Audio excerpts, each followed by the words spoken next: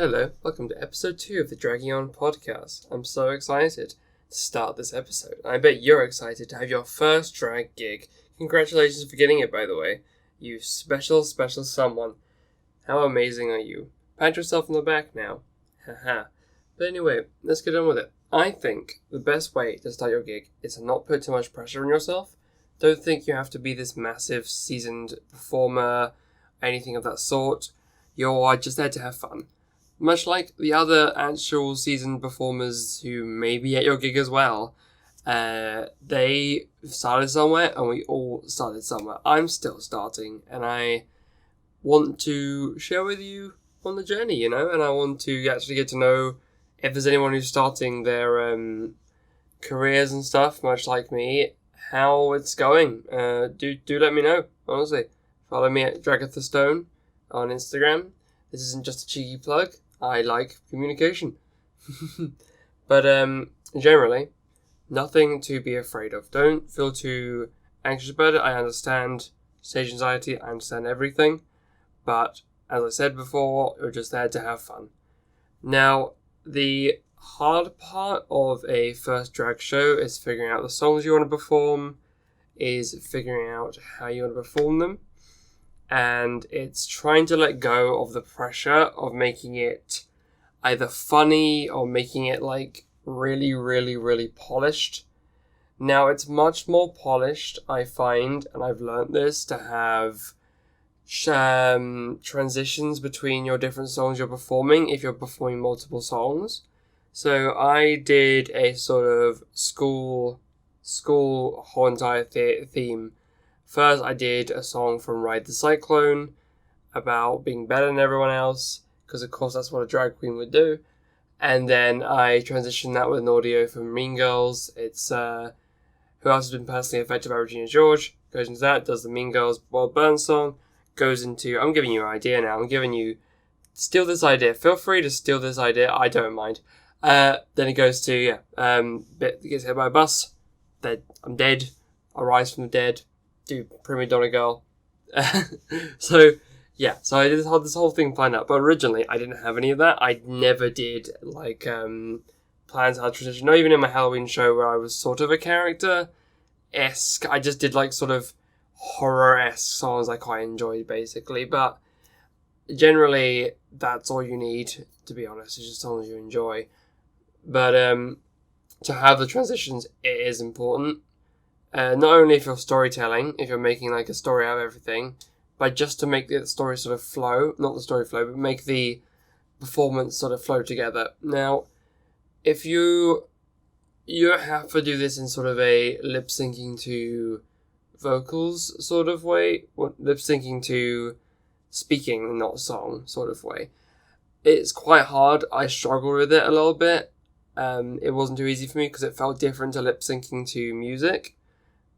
It does take a lot easy getting the hang of, and I feel like you can do it in your first performance. There's nothing stopping you if you feel up for it. But if you're finding something difficult and you're scared of missing certain cues and certain transitions and everything, you're just gonna spiral yourself. You're just gonna get too panicky, and if it's too much, it's not fun for anyone, especially not you.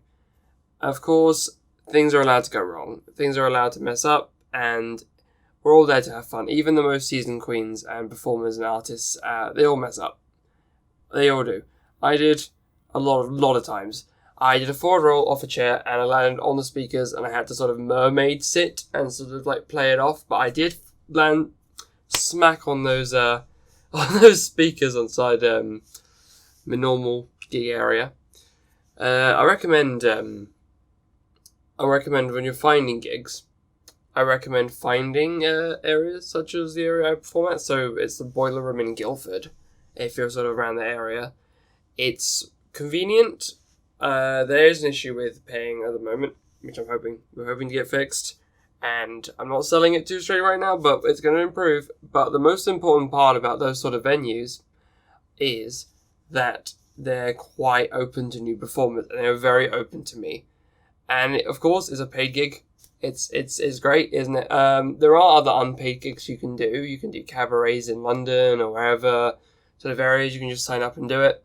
There are charity gigs. I did a youth charity gig in I say youth. I'm not that old. I'm not that young, but Sutton Youth was very, very good. So I enjoyed to do a charity gig. You can get in for free. Just do it, and it's got a very good course. I recommend doing those sort of things. Very fun, and you get to meet hosts of the show, which will be this season queens.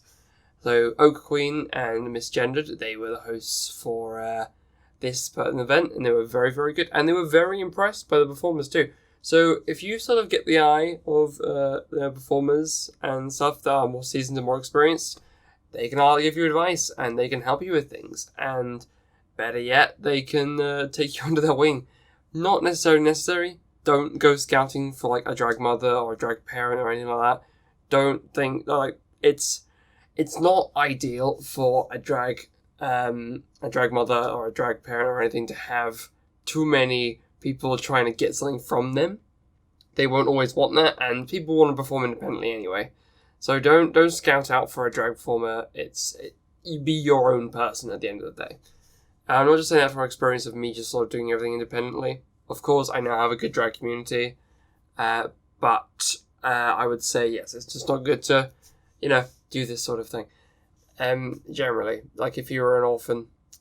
That's what I'm saying. But I have a good community now, and so will you. I feel like you don't need too many friends that are into drag. Just have a few, have one, have two, to help you out to find gigs and stuff. Just anyone who knows what they're doing. They don't have to be in drag themselves. Just anyone who sort of knows what they're doing. To get back on the task of like good drag venues to start on, Tiana Biscuit has a good up and coming drag show called I had it on mine. I looked it up, and now it's gone out of my brain. It's called the New Queens on the Scene Show. Yeah, there we go. The New Queens on the Scene Show. Applied for it myself. It's stuff like that that is very useful for new performers. So look into that sort of stuff if you want to start. Or the charities, as I said, or Boiler Room, Guildford, those sort of areas. And yeah, that's what you do. But I find if you're starting a new gig, you've got there already, let's say hypothetically, or not hypothetically, and you're doing your new gig like tomorrow or something, in that case, well done. If you're doing it tomorrow, you probably should have already prepared your sound list and have already sent it off. And you should have already asked as many questions as you can to the sound people. You should have already asked a little bit for lighting. If you can ask on the day in sound check. But if you're wanting a specific thing, it's good to ask in advance to see if it's possible. Also ask to see if they have any dressing rooms. Usually they don't. A lot of the times they've not had dressing rooms. So I know it's not ideal because there's also a safety factor, but generally, yeah. So you'll probably have to go already dressed and prepared, and they're probably expecting you to already be prepared anyway. They're expecting you to have a sound check probably an hour before performance. So when everything is sort of done and everything is sort of prepared and you're ready to go, that's when you know you've done a good job. That's when you know that you've given a good hand to the tech people. And the good thing is to be on people's good side and show yourself to be a professional. Even if you're not technically a professional yet, you have a professional mindset. So you've done all the things I've said before. You're kind and nice to everyone. If you're not talking to the audience, I don't really do a lot of that. I'm mostly song transition. I'm still going to get used to that sort of thing. And it's totally fine. That's fine to get used to it. You don't have to be this... You don't have to be witty. You can be this other sense. You can be a massive personality without being funny. I find that if I try and be funny, it never works out. Like, I have to have said something that even I don't know is going to be funny. Because as an autistic person, you can say stuff that you mean in exact seriousness, and then someone thinks it's a joke, and then you just sort of go with it. And that's kind of a lot of my life, to be fair. So generally, don't try and be something you're not. No, don't try and do something you're not prepared for, and because again you're gonna panic again, because like in the past I've tried to be funny, no, it hasn't worked out, and I've wanted to just like shrivel up. Improvisation in A level, basically. A lot of times people be like, what did you say, what? And I'll be like, oh my god, it's a whole thing. We're relaying the past traumas of Dragatha Stone here. This is what this is actually about. This is just therapy now. So say your performance is tomorrow. You should have already had your track given into the venue so the sound tech can look at it. Maybe there's some tweaks they have to make. I mean, I've had situations where they've made tweaks on the day. It's been good because my microphone used to be not very good when I did a spoken piece to jukebox musical and I had narration. I just used a webcam mic, so it wasn't too ideal as this one. So, but you already have that track given to the tech so that the tech can have the tech rehearsal before and the sound checks and everything before the event. Usually it's like 1 hour before. You should ask if they have places for you to get ready. Usually in small venues they won't do that, so you will have to just travel fully clothed, fully prepared to perform. I know sometimes it's not very safe to do that, and that makes sense. But if I feel like I can afford it, I'll do an Uber.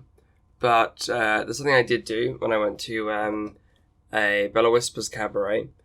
In Waterloo, I had my makeup on, but I had normal civilian clothes, tights underneath my jeans, went into a bathroom, put a dress over myself, took off my jeans, and then I was ready. Just a little extra stuff sometimes too. I didn't have that yet, didn't have a corset or anything, so it was quite easy for me to get changed just to do that, really. But that's a worst case scenario. Hopefully the places will have areas for you to get changed. Unfortunately, not really usually on when you're starting your venues. So the LGBT youth one just had a little room for us to ready ourselves but not get ready. You could do makeup. There are probably places where you can finish your makeup off, but getting fully dressed is not usually an ideal for these places that don't really have the spaces for it, unfortunately. So the best thing to have is the courtesy and kindness and understanding of the venue and all such, because obviously, as I said before, they won't have the spaces and stuff. They also might not have a lot of money and budgets to pay you very much, or they won't have a lot of time to communicate with you. Hopefully they do communicate with you when you have queries. There are places I know that don't really get back to you very often, and it's annoying because you may be a person that will get back to them immediately and they'll have the same to you. But honestly, just keep up that mindset even if they don't get back to you, because it's just better to be courteous yourself. And at the end of the day, they're the ones that are letting you perform in their place, so they have a bit of a hierarchy over you in some ways, which is unfortunate, but unfortunately it's the way it kind of is a little bit. Venues will generally try and be nice to you and courteous and don't have anything to worry about. These venues are always very happy to see you and they sort of fall in love with you no matter what you do. They're all a community of safe people usually, and they want people to they want to hype you up as much as you hype them up by getting people to come to your venue in the CFC. Sometimes, speaking of that, sometimes there will be chances where the venues pay you in how many people you invite. So, there's a place I know that has a thing where it's £10 plus everyone you invite. And so if you invite enough people, that's a good way for them to get profit, but also for you to get an audience. So if you invite your friends and family and they can record for you, they can take photos. Usually there'll also be a photographer as well, so that's really handy to get really, really nice photos, and I love it. I love seeing these photos because all I had taking photos back at uni was really, really bad lighting and my phone. Didn't even have a ring light. Get a ring light. Just get a ring light at the end of the day. So I only had that. So having these really, really nice photos to put on my social media, just to have as memories, it's amazing because when you have a really good photo, you kind of remember it better. I kind of find you're not looking at the photo, you're looking at the memory, and that's sort of how I see it. I think that when I'm picking songs to do for my shows and tracks and stuff, I just sort of listen to a lot of music, and I get a feel, I imagine myself performing it, if not sort of characters or anything in the movies or just my mind and stuff, performing it, and seeing if like the song it connotates to the show I want to give and the character I want to portray. Usually it's me in a horror sort of setting, but I do a lot of songs that are very story driven, and they're definitely character played, like my Mean Girls and my Sarah Berry. Listen to that song, it's a good song. It's a good song to perform too, that one. Ballad of Sarah Berry, because it's story driven and there's a lot of performance keys. So that actually gives me the idea. Go with songs that are story driven, because then you sort of know what you're doing if you can't think of movements. So Sarah Berry is about this prom queen or wannabe prom queen who murders the rest of this like prom committee at her high school, trying to become prom queen, trying to make sure she is, and then gets arrested. So you can be clever like that. I did a thing where my friend Bobbert arrested me. I broke out and stabbed him to death. Not with a real knife. And it didn't actually happen in real life. I promise you. Fake knife. Halloween. You can buy a lot of them. Please don't think I'm being serious. So, story-driven sort of stuff where you can know where to move, know what to do, and you can give yourself sort of an idea of what you're doing. It's a lot easier. I know there's a lot of songs where you see on the drag races and stuff like that, where you sort of go, okay, this is what they do, so I'm going to do that. I would say go with things that aren't copying other people, and go with things that replicate your character, and or a character with the same vibe that you're trying to portray. So I'm usually horror and villains, so I go with that, because that's the sort of stuff I know that I like, and I know that I like to do, because that's where my mind goes, that's all my imagination is. Very D&D, sort of character-esque. So if I could do a D&D, I probably would. I would do like a D&D drag show, or like a D&D sort of like performance, because I love doing that. I love D&D so much. I love it because it's also character creation at the end of the day. That's mostly what I love. I've got next to me those of like D&D minis that I've painted and stuff, and I made characters and like ideas and all of them. I love creating stuff.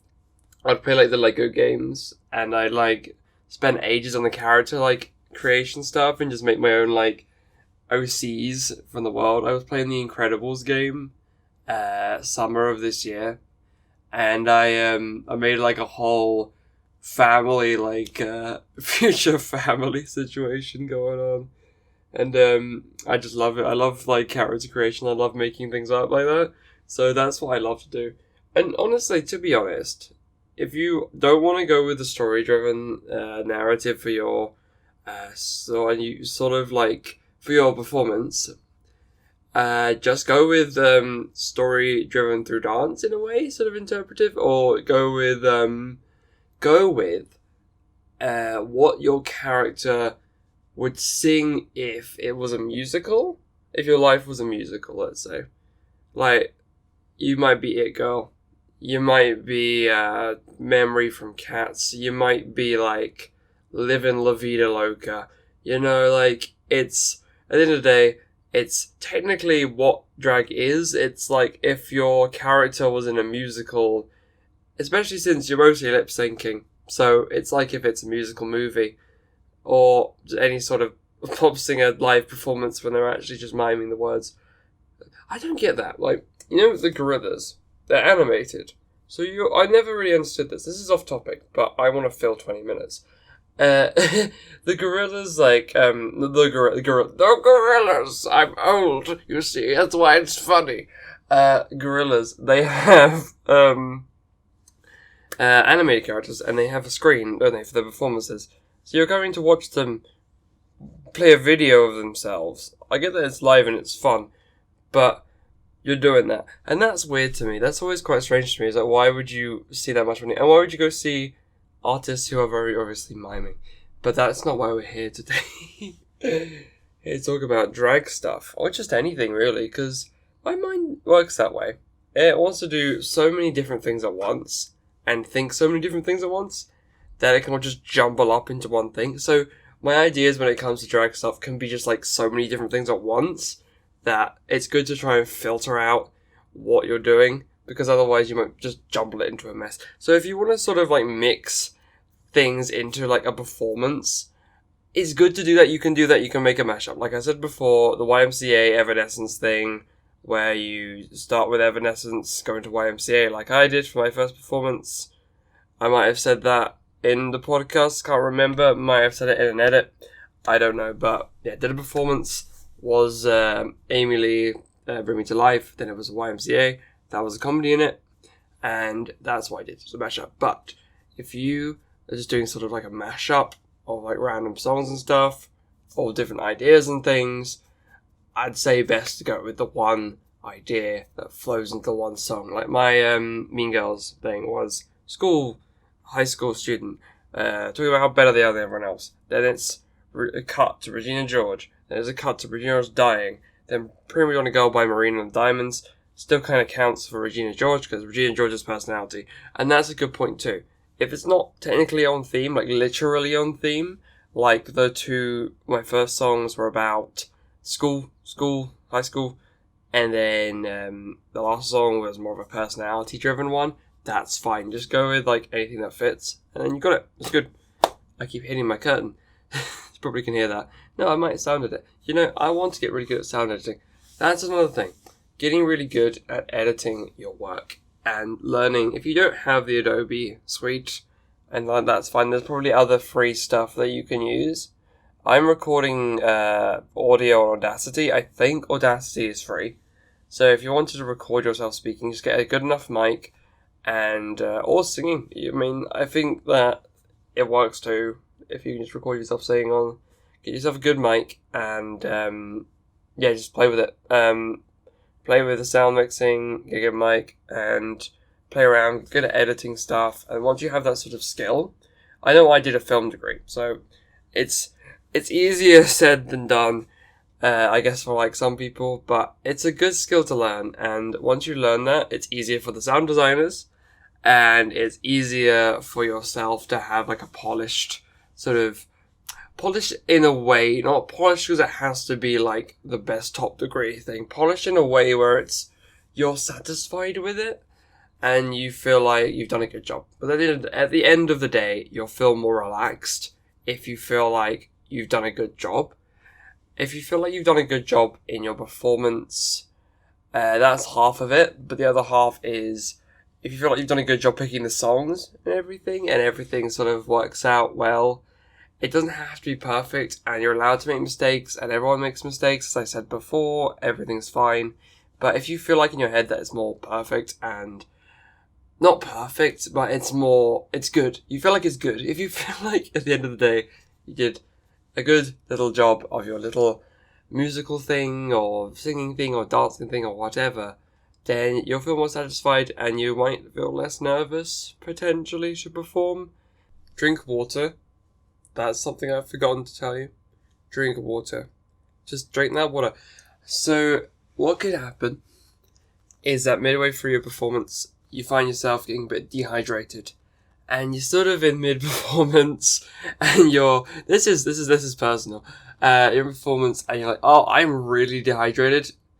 What am I going to do? Luckily for me, in my situation, my partner had a water bottle midway through her performance, at a good point, right there at the table. Don't do it mid-performance, don't do it mid-lip sync unless it's like a fun idea to do that, unless it kind of fits with what you're doing.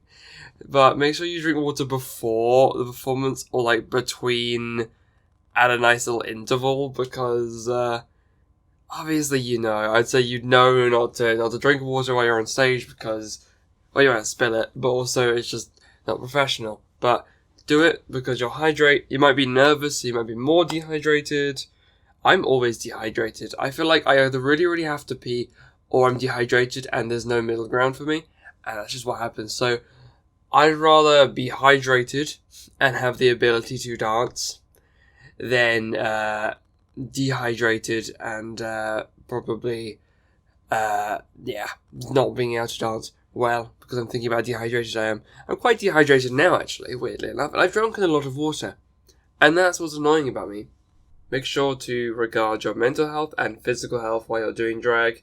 Make sure to stretch before and after. I didn't one time, and I got punished for it physically.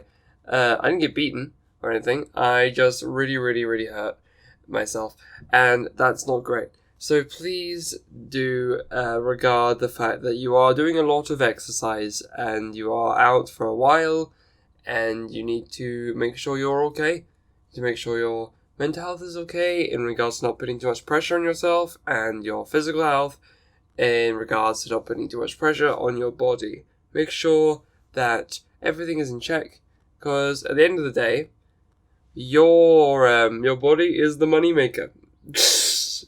Don't take that the wrong way. The body is something you need to be able to do drag, so please look after it. It's a prop, if anything, as much as the props that you may have on stage. What I quite like, and I've seen a lot recently, is duets in drag songs. It doesn't have to be like singing duets, though that's really cool. I think it's from Greece, but it was two drag artists doing like a meeting each other in a bar song or something, like a love thing. And then that's really funny, because you're with your friend, or you're with like your fellow castmate, and you're just having a good time, and you and it kind of flows better because you're watching two different people at once, and you're watching a story unfold, and you have to, because the issue sometimes with drag is the limitation of having one character in the story that you're trying to tell. But if you have an ensemble or a duet, it tells a nicer story, and it's like can be quite clean. I really like it because it's quite like a theatre production. It's quite like a musical, or it's quite like a proper staged show, and it works really well. Honestly, I love seeing it, because when you rehearse, I don't really rehearse very much. I improvise most. I do now, I suppose, but mostly I improvise things, and I just sort of go what I do on the day. Normally, I don't really remember what's happening. I sort of black out, and suddenly I've finished a drag show, and I don't know what's happening. But I think rehearsing is, and then doing like a rehearsed piece. I did a rehearsed piece with Ghostbusters. It was Lulu's, who's usually the resident at the place I perform at. It was Lulu's idea to do a Ghostbusters piece to the Halloween show, and we all sort of helped out. We had these like ghost masks on, and we were like running around the stage. It was really, really fun, and it was planned. It worked out quite well, and it was really fun as like a finisher. So usually these pieces will be the last song that you do intend to see, so that the queens and the kings and the artists and all those individuals alike can have their sort of like moment in the spotlight, which is also pretty good. It's a good idea to give people their own time as well to perform, but also it's usually the last thing that people do, and it usually works quite well. So if you can arrange that with some people, it always works out really well, and I quite enjoy it. If they have enough time to like rehearse it, choreograph it, it doesn't matter if you're not really a choreographer, or you're not really a person who really, because I'm not the best at doing movements when it's planned. I can do it, but it takes me a little bit of a time. Don't worry about it, because at the end of the day, as I've always been saying, you're here to have fun. If you mess up, it's part of it. The most seasoned queen will mess up. Notify that you're allowed to be a artist with low self-esteem. I probably am one. I know I definitely am one.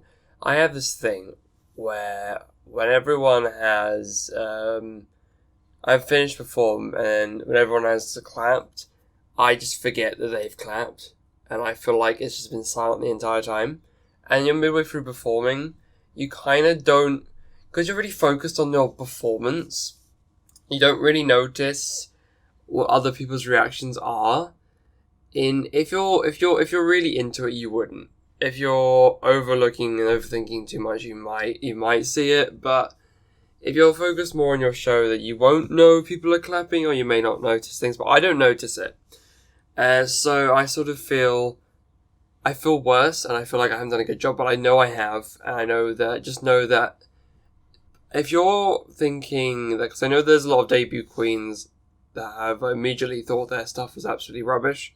It's not. It's not. It's easy for me to say this as an outsider, harder for me to accept it, I'd say, and it's usually the case, but it was not horrible. To the audience, they loved it. Just know that you are your worst critic, and of course, if you have low self-esteem, if you don't think much of yourself, of course you're going to not like it, because that's what the brain tells you not to like, but at the end of the day, I feel that if you just sort of look yourself in the mirror and you accept yourself, you can learn to see your drag, keep watching it, feel less embarrassed of rewatching your drag performances, because that's something I struggle with. I get embarrassed. Just focus on that, enjoy your time, and you've got this.